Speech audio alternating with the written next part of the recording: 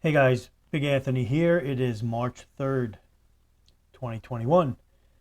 Today's video, quickly want to go over a scenario that happened to me, or actually a real life event that happened to me this past Sunday. So it was about 11:30 p.m. I was sleeping, my wife was sleeping, the dogs were sleeping, and so I had the phone next to the bed, my cell phone next to the bed, and my cell phone goes off. I wake up out of my sleep, and it's my mom and dad's next door neighbor, whom has my phone number, has my cell phone number. I exchanged numbers with him when my parents moved in there, a few years back. And so he calls me on the phone and he states to me that, hey, your parents' garage door, the two-car garage door is wide open. Their car's in the driveway, the windows down in the car, and you know, I just wanted you to know that. So I said, hey, listen, do me a favor. Can you ring the doorbell or knock on the door and see if they come to the door? Because that's not usually like them. Usually my father pulls the car in the garage, shuts the garage, and, that he doesn't leave the car out in the driveway overnight.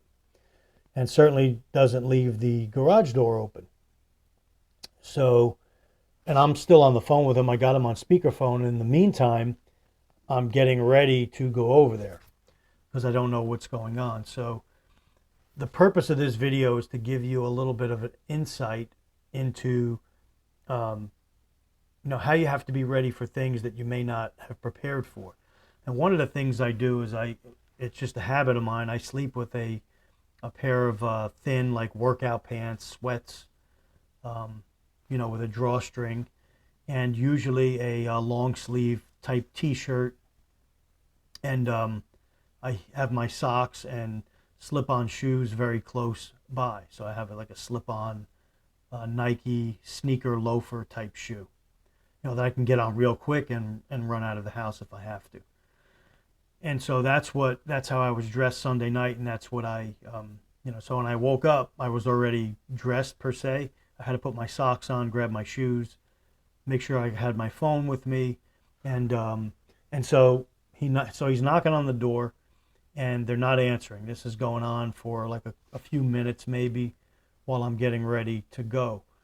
So I asked him to stay there. I said, please stay there, continue knocking, and I'll be right there. Now we're about a half a mile driving distance from my parents' house. So I got in the van and went over there, not knowing what I was going to encounter. Okay. So what did I take? So first thing I did, I had this by the bedside, but being that I had sweats on, this is a little heavy to put in my sweats and like kind of walk around with. So I grabbed a smaller pistol. I grabbed my Ruger LCP2, which is a 380 caliber, and that's in the pants holster. And I was able to put that in my sweats. Grab my wallet, my keys, and everything's by the door. Ran out the door, shut the alarm, ran out the door, locked up, and got in my van and drove over to my parents just in a few minutes time. So I get there, and my father's neighbor's in the driveway.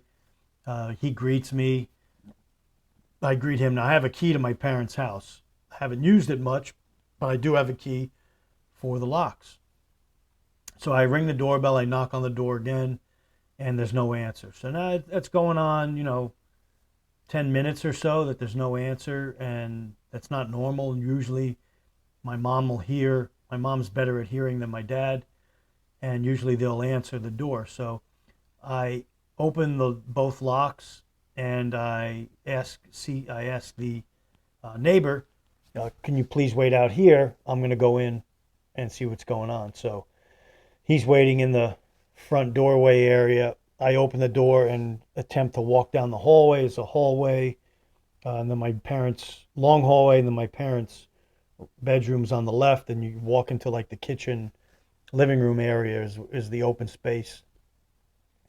So I walk in and I turn the corner, not knowing what I'm going to encounter, and my dad's laying in the bed with his hand in his, his chin in his hand like this, kind of watching. They have a TV on the high dresser, and the TV's pretty loud, and he's seems like he's up watching TV. And then my mother's like, I can't even see her. She's like under the covers. She's out like a light, and I'm like, Dad. He's like, no. He's like, Anthony, what are you doing here? I said, don't you hear the doorbell and the neighbor knocking on the door? He's like, no. By this time, my mother scurries up and she gets up. She's got all, cobwebs in her head. And she's telling, what's going on? I said, well, Ma, you left your garage door wide open. The car's in the driveway. The window's down. The next door neighbor got nervous and didn't know what, was going on. So he called me and I came over to check. And so here you guys are. Nothing's wrong, but you don't even hear the guy knocking on the door, ringing the doorbell. So at any rate, they were fine. Everything was good. I talked to them for a few minutes and then I went home, and obviously couldn't get back to sleep. So Monday morning I was croaking, dragging butt all day because it took me several more hours to get back to sleep after I got home. Same with my wife. She's up shaking her head saying, how could this happen? Your parents, blah, blah, blah. So moral of the story, guys, you have to be, you never know what type of scenario or what type of event is going to happen. So a lot of times things happen late at night or in the middle of the night when you're sleeping, you got cobwebs in your head, you wake up and you're kind of disoriented, you don't know what to do. I'm not saying sleep fully dressed, but there are people that sleep naked or with their underwear on or something like that. I've never been that way. I've always slept with kind of, if you want to call them sweats or pajamas, I always sleep with some type of outfit on. Whether in the summer it might be a short sleeve shirt, but it's always like a t-shirt, long sleeve or short sleeve, and sweats. And under the sweats, I usually have like a baggy pair of loose fitting, like nylon briefs, if you will, but they're the loose fitting ones, like the really loose fitting ones. And so I'm able to get up and I have stuff staged and it's ready to go. I have my wallet, my keys, my knife, all the stuff, all my EDCs in a little tin box. And maybe I'll do a video and show you guys, but it's all in a little tin box, right where I could get it, right by the door. And I also have a grab and go bag that I'll show you that's there with some backup ammo and some other stuff that I might need in an emergency type event. But I just want to do this video to let you guys know you have to be ready to react. Now, we can go into different scenarios. What could have happened to my parents? Listen, I was ready. I had a firearm if I needed it. Was it the best choice? Probably not. I more than likely would have liked to have my Glock 17 with a light that you see right here. This is usually always with me and ready to go and in the pants holster. And that's what I should have taken, okay? So I could have put that in a fanny pack. I have a fanny pack as well and just put it around my sweats.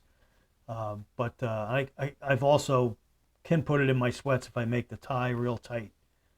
And I just didn't. I just grabbed a lighter weapon that night, Sunday night, and I bolted out the door. So, again, it was I'm glad it happened. It gave me the chance to practice some response skills, if you will. But think about that. What kind of response skills do you have?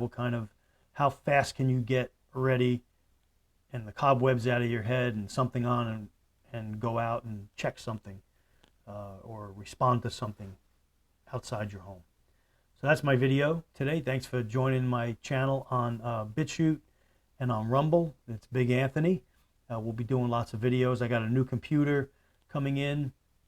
Hopefully I have better all-around videos with that, and we'll take it from there. Thanks for joining me, guys. Hope you like and subscribe to the video.